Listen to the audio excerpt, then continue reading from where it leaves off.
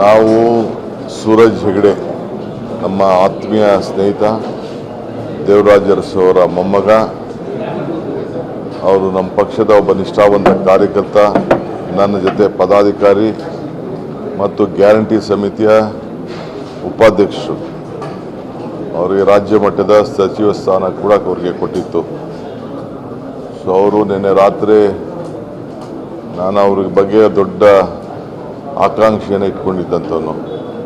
ಇಡೀ ಪಕ್ಷ ಅವ್ರ ಮೇಲೆ ಅವಲಂಬಿಸಿತ್ತು. ಅಂಥ ನಿಷ್ಠಾವಂತ ಕಾರ್ಯಕರ್ತ ನಮ್ಮ ಪಕ್ಷದಲ್ಲಿ ಸಿಗೋದು ಭಾಳ ವಿಶೇಷ. ತ್ಯಾಗ, ಮೊದಲು ಎಲ್ಲ ಸ್ಥಾನಗಳು ಯಾವ ಸ್ಥಾನನೂ ಕೇಳ್ತಿರ್ಲಿಲ್ಲ ಅಂಥ ಒಬ್ಬ ಕಾರ್ಯಕರ್ತ. ನಾ ಹಿಂದೆ ಅವರಿಗೆ ಪಾರ್ಲಿಮೆಂಟ್ ಮೈಸೂರು ಕೊಡಿಸ್ಬೇಕು ಅಂತ ಭಾಳ ಹೋರಾಟವನ್ನು ಮಾಡಿದ್ದೆ. ನಾವು ಸೂರಜ್ ಹೆಗಡೆ ನಮ್ಮ ಆತ್ಮೀಯ ಸ್ನೇಹಿತ ದೇವರಾಜ ಅರಸು ಅವರ ಮೊಮ್ಮಗ.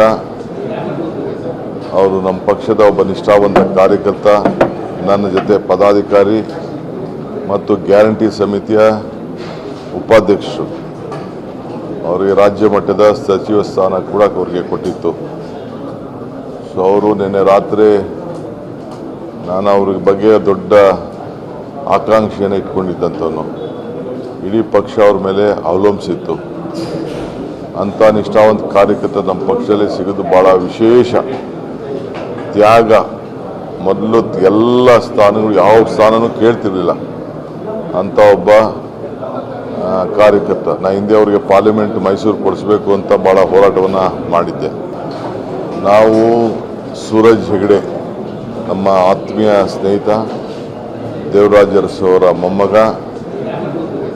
ಅವರು ನಮ್ಮ ಪಕ್ಷದ ಒಬ್ಬ ನಿಷ್ಠಾವಂತ ಕಾರ್ಯಕರ್ತ, ನನ್ನ ಜೊತೆ ಪದಾಧಿಕಾರಿ ಮತ್ತು ಗ್ಯಾರಂಟಿ ಸಮಿತಿಯ ಉಪಾಧ್ಯಕ್ಷರು. ಅವರಿಗೆ ರಾಜ್ಯ ಮಟ್ಟದ ಸಚಿವ ಸ್ಥಾನ ಕೂಡ ಅವರಿಗೆ ಕೊಟ್ಟಿತ್ತು. ಸೊ ಅವರು ನಿನ್ನೆ ರಾತ್ರಿ ನಾನು ಅವ್ರ ಬಗ್ಗೆ ದೊಡ್ಡ ಆಕಾಂಕ್ಷೆಯನ್ನು ಇಟ್ಕೊಂಡಿದ್ದಂಥವನು. ಇಡೀ ಪಕ್ಷ ಅವ್ರ ಮೇಲೆ ಅವಲಂಬಿಸಿತ್ತು.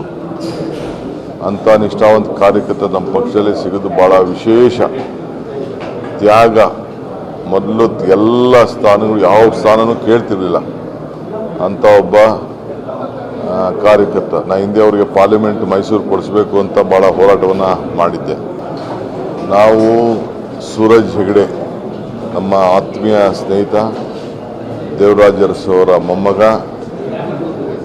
ಅವರು ನಮ್ಮ ಪಕ್ಷದ ಒಬ್ಬ ನಿಷ್ಠಾವಂತ ಕಾರ್ಯಕರ್ತ, ನನ್ನ ಜೊತೆ ಪದಾಧಿಕಾರಿ ಮತ್ತು ಗ್ಯಾರಂಟಿ ಸಮಿತಿಯ ಉಪಾಧ್ಯಕ್ಷರು.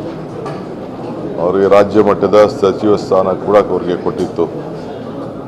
ಸೊ ಅವರು ನಿನ್ನೆ ರಾತ್ರಿ ನಾನು ಅವ್ರ ಬಗ್ಗೆ ದೊಡ್ಡ ಆಕಾಂಕ್ಷೆಯನ್ನು ಇಟ್ಕೊಂಡಿದ್ದಂಥವನು. ಇಡೀ ಪಕ್ಷ ಅವ್ರ ಮೇಲೆ ಅವಲಂಬಿಸಿತ್ತು. ಅಂಥ ನಿಷ್ಠಾವಂತ ಕಾರ್ಯಕರ್ತ ನಮ್ಮ ಪಕ್ಷದಲ್ಲಿ ಸಿಗೋದು ಭಾಳ ವಿಶೇಷ.